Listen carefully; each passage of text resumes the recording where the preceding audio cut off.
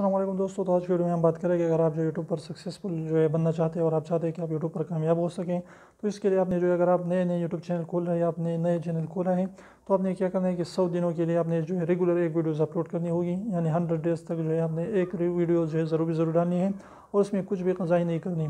अगर आपसे हो सके तो आप जो है सुबह को और शाम को जो एक वीडियो डाल सकते हैं। अगर आप 2 वीडियोज़ डाल रहे हैं, जैसे टेक्निकल गुरुजी यूट्यूब चैनल है, तो वो क्या करता है कि वो सुबह और शाम जो है बिल्कुल हमेशा परमानेंटली जो है 2 वीडियोज़ वो ज़रूर डालता है।